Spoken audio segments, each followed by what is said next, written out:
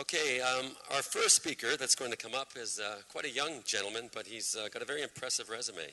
His name is Federico Pistono, and he is a scientific educator, a social activist, computer scientist, blogger, media expert, and an aspiring filmmaker.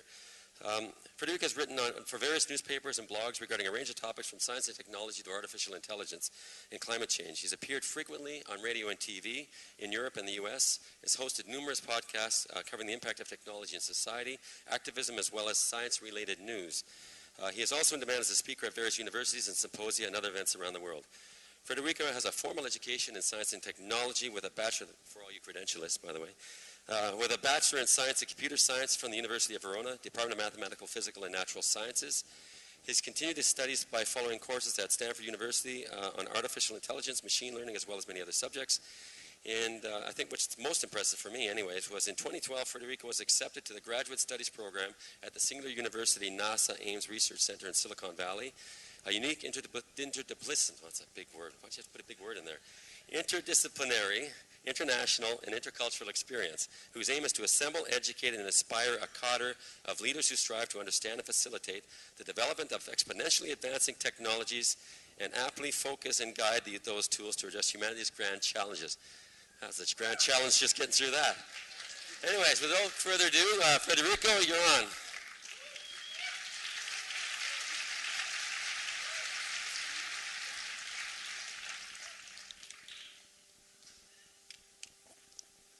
So, it has come to this. You, me, here. I was just told to make a dramatic entrance. So. Hello to every one of you. Welcome, my name is Federico Pistono, and I come from an incredible country. A country that has been the center of civilization for over 1,000 years, and has given birth to most of modern Western culture. The arts, the opera. It was the birthplace of the Renaissance and Leonardo da Vinci, but also the church. Banks, the fractional reserve system, massive organized crime, fascism. We elected 5 times a Freemason who is under investigation for several criminal activities and has been accused of mafia collusion, money laundering, tax fraud, underage prostitution, and we just replaced him with an unelected man, leading member of the Bilderberg Group, former European chairman of the Trilateral Commission, and international advisor for Goldman Sachs. So let's begin. Who am I? What am I doing here? Some of you might remember me for the radio shows I hosted about collaboration, positive thinking, and automation, and the Science and Reason video series on YouTube. But maybe not. Maybe you know me because I kickstarted a project called Zeitgeist Global Connect, where programmers kind of get together and build a free and open source distribution for activists to use without any knowledge of programming whatsoever, so they can, start up a chapter very easily and just start doing stuff. Or maybe you know me because I gave the initial spark to what is now the central repository of essays, articles, and information about the movement, the TCM blog. So it started out as just an idea, and then shabam! We now have a kick-ass team, and with great people inside, and some of which will speaking to you today. And just recently, as mentioned before, I was accepted to Singularity University, so I'll be spending my whole summer at NASA Ames Research Center in Silicon Valley, and I'll try to solve humanity's biggest challenges together with other great bright minds from all over the planet. And the projects that will come out of this program will have to improve at least the lives of 1 billion people within the next 10 years. So that's a challenge.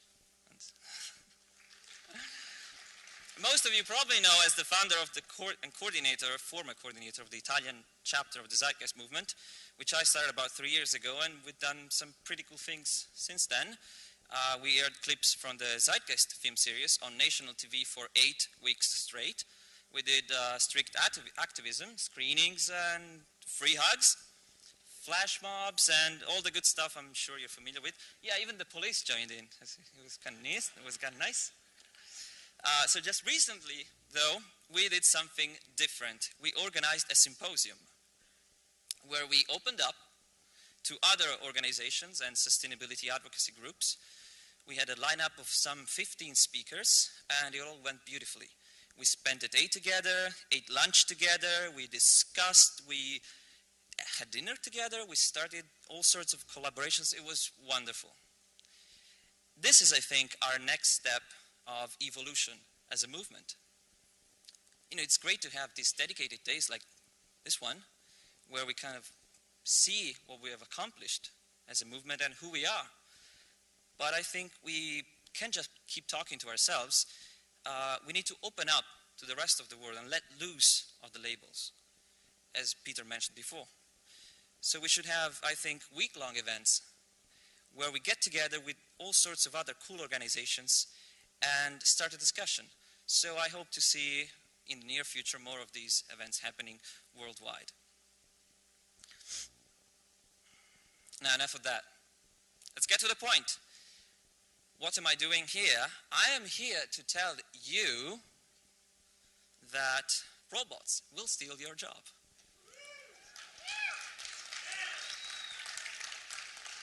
Now, that might sound preposterous to some of you, or obvious to others. So which one is it?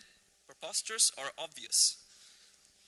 Well, I spent the better part of my last 6 months trying to figure out, if you can believe that, and I came up with the following answer.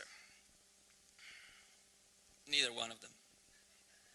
Or both, sometimes. Done. Oh, would you like me to elaborate? Okay. All right, let's get started. So, you are about to become obsolete. You think that you are special, unique, and that whatever you do is impossible to replace. Wrong. As we speak, millions of algorithms created by computer scientists and mathematicians are frantically running on servers all over the planet with one sole purpose: do whatever you used to do, but better. So these algorithms are intelligent computer programs permeating the substrate of our society. They make financial decisions, they predict the weather, they suggest which countries will wage war next. Soon there will be little left for us to do. Machines will take over. This is a map of the human brain. Oh wait, it's actually a map of the internet. Oops. Does that sound like a futuristic fantasy? Maybe so. This argument is proposed by a growing, yet still fringe, community of thinkers, scientists, and academics who see the advancement of technology as a disruptive force, which will soon transform our entire socio-economic system forever. According to them, the displacement of labor by machines and computer intelligence will increase dramatically over the next decades. And these changes will be so drastic that, and so quick, that the market will not be able to abide in creating new opportunities for workers who just lost their job, making unemployment not just part of a cycle, but structural in nature and chronically irreversible. It will be the end of work as we know it.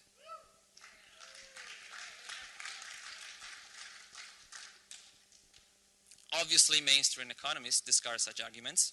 They actually call it the Luddites fallacy. Many of them don't even address the issue in the first place. And those who do claim that the market always finds a way. As all jobs are replaced by machines, new jobs are created. Thanks to the ingenuity of the human mind and the need for constant growth, market always finds a way, especially in this ever-connected and globalized mass market we live in today. Now consider this: the exponential expansion of technology has been growing remarkably smoothly for a pretty long time. I'm not talking about Moore's law, which states that the number of circuits, well, the number of transistors that can be placed in integrated circuit doubles approximately every 2 years. So integrated circuits actually are just a tiny fraction of the whole spectrum of change that pervades technological advancement. Ray Kurzweil notes that Moore's law wasn't the first to do so, but rather the fifth paradigm to provide accelerating price performance. Computing devices have been consistently multiplying in power per unit of time. 1890, US census, mechanical calculating devices, first paradigm. Turing relay-based Robinson machine, which cracked the Nazi Enigma code. And then CBS vacuum tube that predicted the election of Eisenhower. And transistor-based machine that were used in the first space launches. And finally, the fifth, integrated circuits-based personal computers, which Kurzweil used to dictate the very essay that described this phenomenon in 2001, which he calls the law of accelerating returns. Now, to get an idea of what exponential growth means, take a look at this graph right here. Okay, so this is technological capability, that's time. So these are the steps, and this is a general idea of quantity in technological capability and advancement. So this is linear growth. You go 1, 2, 3, 4, 5. So if this extended to 30, I didn't make to 30 because you'll understand why in a second. But if you count from 1 to 30 steps linearly, it's 1, 2, 3, 4, 5, you get to 30. If you do it exponentially, 2, 4, 8, 16, what do you get? 1 billion. 30, 1 billion. That's a big difference. I use this example all the time when I give talks around universities. Now imagine this water bottle. Okay, instead of water being inside, imagine it's a cup or a petri dish or something, and you put bacteria inside to reproduce, and you give them food so they can, multiply. Now, you know that in 60 minutes, it fills up the bottle, the whole thing. And every minute, they double in size. So it takes 60 minutes to full the bottle. Every minute they double in size. Question is, after 55 minutes, what percentage of the bottle do you think the bacteria? Yeah? Quarter? How much? 50? What? Something else? What? 10? 10%? 200? Now, the answer is 3.125%. It's counterintuitive, I know, and that's because we think linearly, not exponentially. But imagine, 60 minutes is 100%. 59 minutes, 50%. 58 minutes, 25%. And 12.5, and 6 point, and then, it goes like that. So, we are not used to think exponentially, but that's how technology works. Now, a curve that explodes out of the normal graph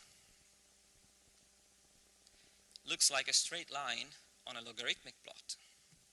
That's the same curve as before that was like right there. This is a straight line. It's the same curve, it's just changing the y-axis so that instead of having 5, 10, 15, it has 5, 25, 125, 630, and so on. So as you go along, it increases the quantity exponentially. You'll understand why we use logarithm graphs when we talk about exponential. There simply isn't enough space to draw the graph. It would just go right off the ceiling. So let's go back to the graph. With this knowledge acquired, you'll see the curve isn't a straight line. It's another exponential curve. This is the growth of computing over the last 110 years. So, in other words, what you're seeing now is exponential growth, which we know it's pretty fast, in the rate of exponential growth. It's a double exponential. Now, that's pretty fast. Computer speed per unit cost doubled every 3 years between 1910 and 1950, and then it doubled every 2 years between 1950 and 1966, and now it's doubling every year. Computer power isn't simply increasing, it is increasing faster and faster. We can already see the consequences of this today as technology progresses at an unprecedented rate. Computers used to cost hundreds of millions of dollars, required huge rooms for storage, cooling, maintenance, a lot of power. I mean, before I was born, computers were like, look at that ginormous thing, it's just, now, they can fit in your pocket. They are thousands of times more powerful and they cost thousands of times less, even millions of times less. So that's a billions-fold increase in just 30 years. Remember, 30 steps? This is exactly what happens. Now, as we progress even more, the changes will be so rapid that we will hardly be able to keep up. Things will change dramatically in a matter of months, or weeks, or days, or seconds, or nanoseconds. So, the long-awaited dreams of science fictions are becoming a reality. Or are they? And I'm going to tell you things that will blow your mind. That's you with your mind blown, right there. I know now, there is always going to be that guy, you know, that guy. Doesn't matter what you say. You know how people react differently to technology? So you tell them something amazing, they go like, no way, like, oh, you fucking kidding me? You believe that shit? And then there's that guy who's go like, yeah, I knew it. I mean, I didn't, but it's obvious, right? So, I'll go ahead and start with the examples, and you look around to see if that guy's sitting next to you. First, I have to make a confession. I said that robots will steal your job, but that is true eventually. The real threat isn't really some futuristic anthropomorphic robot. It's today, right now, and those are computer algorithms. How about software that predicts crime before it happens? Like Minority Report, but without the drug-abused children in a tank to make it work. This is working right now. And then we have facial recognition algorithms that predict what products you like based on how you look like. And brain scanners that eavesdrop your brain waves, your inner dialogue, by looking at the waves, the patterns from your brain. Also, how about a mathematical equation that predicts with an accuracy of over 60% if a song is going to be a hit or not at the charts? Right there. Pretty simple. That's a score. Just plug in the numbers and you know if your song is going to sell or not. Now let's go one step further. How about a robot scientist that can generate its own hypothesis, run experiments to test them, and then make discoveries without any human help? Oh, by the way, these things are taken from some cheap articles from some cheap newspapers. For instance, this is New Scientist, and the original publication is from Science magazine.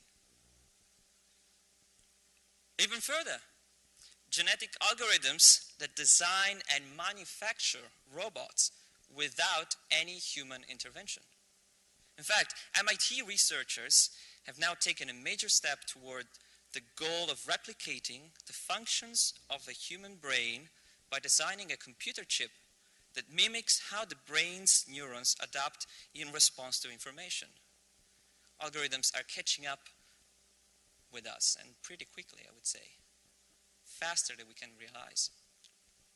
Remember back in 1997 when IBM's Deep Blue challenged world's chess champion, Garry Kasparov?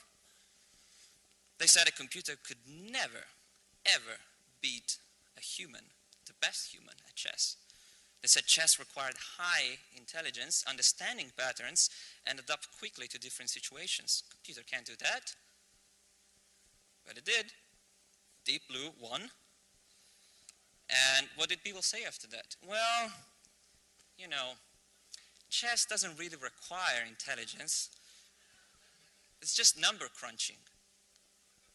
Okay, computers will never beat humans at things that are not mechanical, like language and culture and pop references and things like that. Never. Now, this picture is from IBM's Watson in 2011, destroying the best human players ever at the game of Jeopardy. One that requires, as I understand, because I'm not American, but vast knowledge and understanding and the intricacies and the nuances of the English language, puns, pop culture jokes, all of that. Won, hands down. And what did people say after that? Well, language doesn't really require intelligence. It's just blah, blah, blah. Now, how long before we understand it's just a matter of time? Now, a friend of mine advised me to break the tension a little bit in the middle of my presentation. So I asked him, okay, what do you propose? And he said, well, kittens and boobs.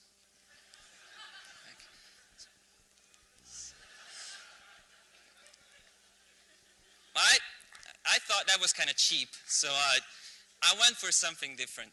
How about a shark high-fiving a gorilla in front of an explosion? Awesome.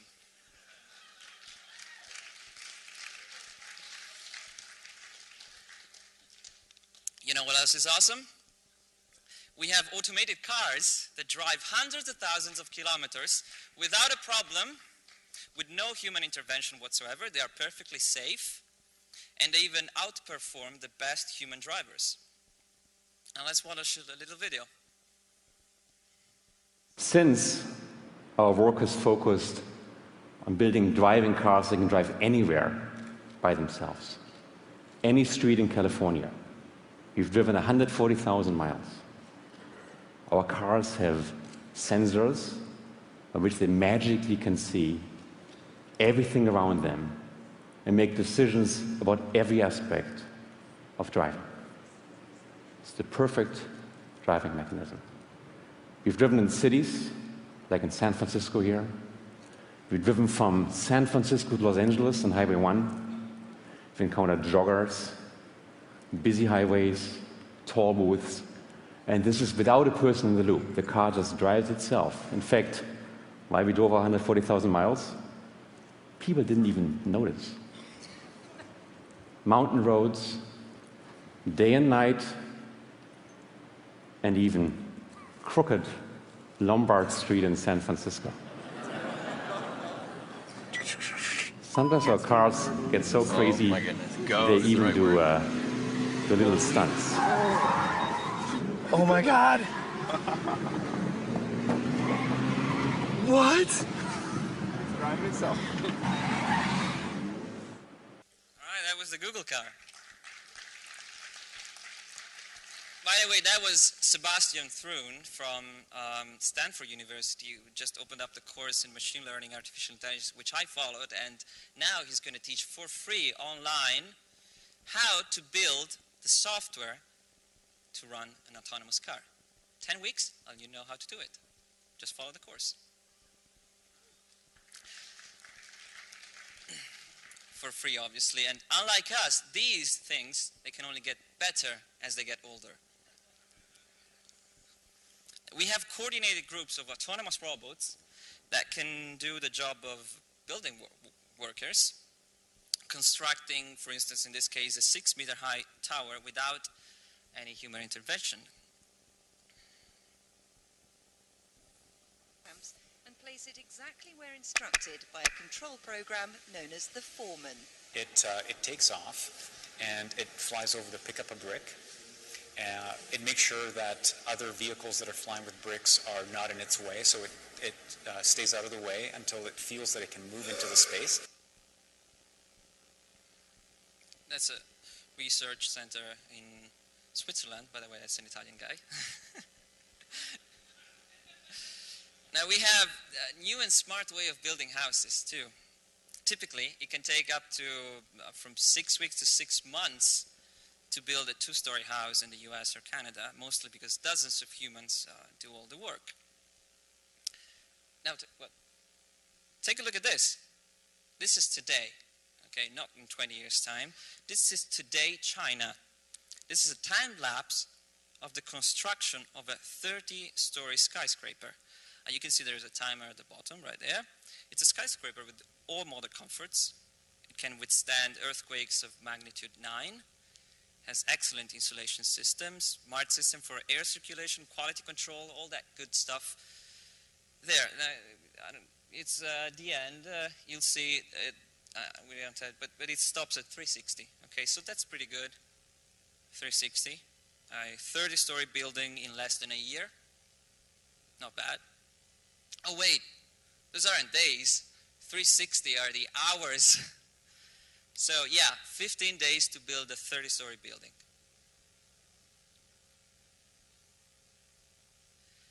Now, this is what we can do today. Let's have a look at tomorrow, shall we? It is possible that within a decade, contour crafting, see it as a kind of large-scale additive manufacturing, will have become so advanced, it's like one layer after the other, right?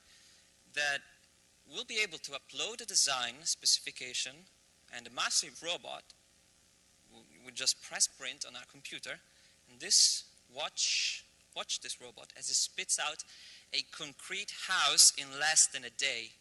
No humans required, except for a couple of supervisors and designers. That's it. You don't think that's possible? Think again. 3D printing is already a billion-dollar industry today. It's growing exponentially. It's going to revolutionize the way we think about manufacturing forever. We can print physical objects ourselves, both as individuals or part of a research center. And I'm not just talking about toys, tools, simple objects for the house, although they're useful. I'm also talking about prostheses, teeth, even human organs. They actually did a transplant, and it works. And it was in Sweden, and again, the guy was Italian, but they never work in Italy, these guys. I wonder why. Now, things become better, more reliable, cheaper, customizable, and personalized. More importantly, they are easily shareable, either with a marketplace similar to iTunes, Amazon, Android market, legally or not. Either way, once the information is out there, you can't stop it. Once the technology is available, you cannot uninvent it. It's out of your control. So where does this lead us? I know some of you techno-skeptics will think this whole thing is just a fad and very little will change. On the other side, I know there are many techno enthusiasts who believe that this will finally liberate us from this 18th century mentality that keeps us behind, and instead it will project us into a Star Trek-like future of abundance, wonder, and exploration. But before that, there is a very real problem that needs addressing right now, not in 10 years' time, not in 100 years' time, now. The following data is taken from the US Bureau of Labor Statistics in 2011. Take a good look at this table. Now answer this. How many types of occupations were created in the last 50 years?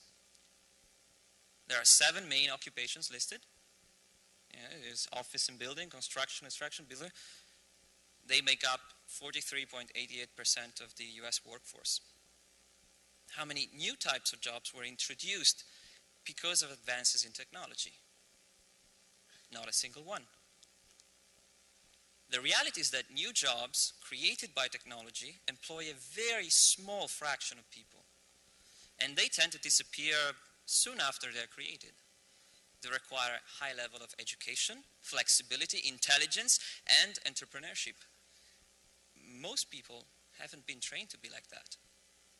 In fact, our entire educational system was created just after the Industrial Revolution, with the idea of creating factory workers, manual jobs, repetitive jobs, not the kind of jobs that the new economy will require. So I have one simple question. What will the millions of middle-aged, unskilled workers do once they are displaced by technology? It's a simple question.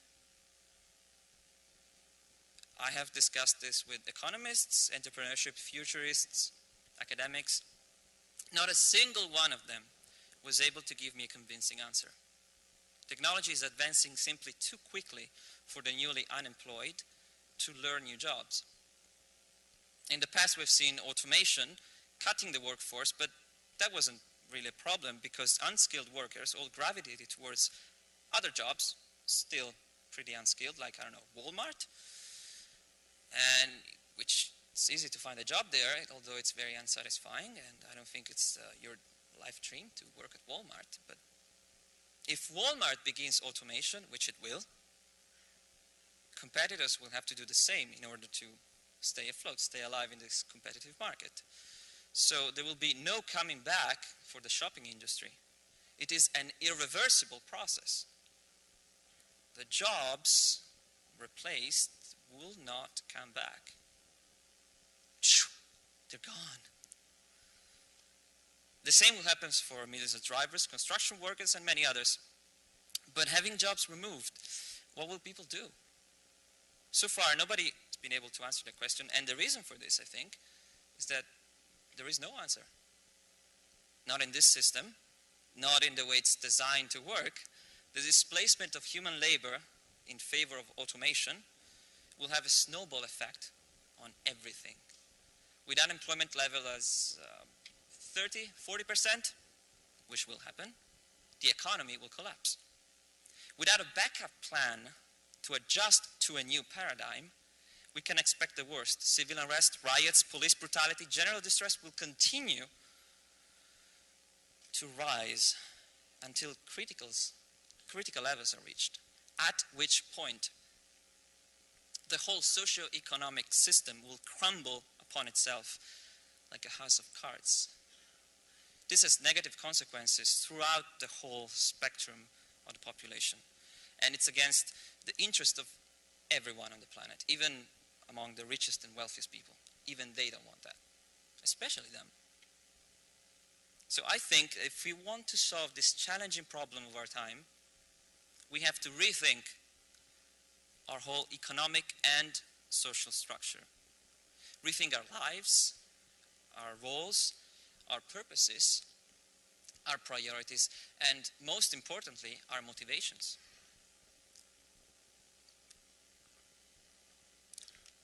It's time for a paradigm shift, one that will radically revolutionize our social system. This is an excellent book, by the way, by Herman Daly, great economist. We call it resource-based economy. He called it steady-state economy or ecological economics. It's basically the same thing. Check it out. Awesome book. Have we ever considered the possibility that finding job replacement, no matter what, might be the wrong choice to begin with? Just saying. Have we ever stopped and wondered if the only possible economic systems are socialists and capitalists and everything else just lies in between? Have we ever conceived of the notion that maybe the need for constant growth and consumption isn't just ecologically unsustainable and physically impossible, but also diminishes the quality of our lives? Too often we treat things as separate subjects, not realizing the interconnected nature of our reality. This mistake has made us weak and vulnerable. Over the last 70 years, we have set the stage of our own demise. We have become increasingly discontent, the quality of our lives and relationships has fallen, and we have lost track of what really matters. Be happy, right? Not consume, be happy. Today, everything is amazing, and nobody's happy. It's time to take a step back and think about where we are going. Now, like the great poet once said, time is a bitch. So I can't elaborate on this issue anymore because I'm out of time already. But luckily, I've written a whole book about it. What, did you think I really spent 6 months of my life just to prepare this presentation? So the book is called, yeah, Robots Will Steal Your Job. But that's okay. And the subtitle is How to Survive Economic Collapse and Be Happy.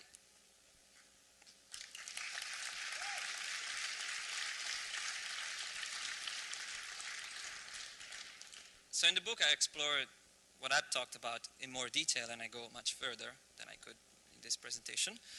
The development of the book is quite interesting. I launched a campaign on a crowdfunding site, and I received overwhelming support, as well as many great ideas from different people around the planet. And then it went viral, as my articles were published at the Institute for Ethics and Emerging Technologies, and it went on Singularity Hub, IO9, and even on Italian national TV. So it was pretty good. Now, here's the plan.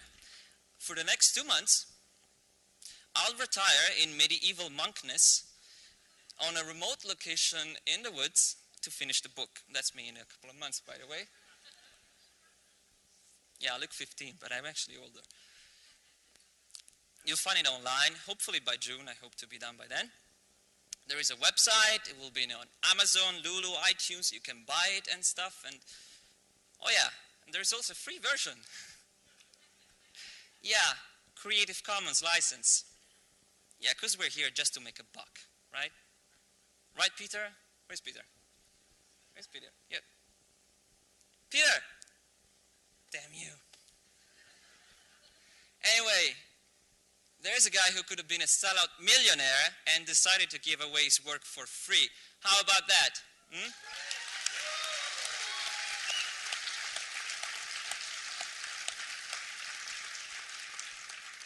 Him, like many others before him, and I suspect many more after. The world is changing, folks. Talk about motivation, huh? How about watching the world become a better place because of what you did? How about that motivation?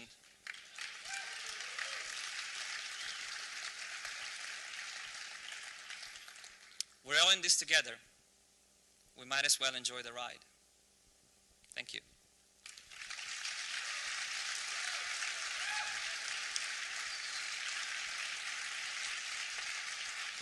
Right, thank you very much for that, Federico.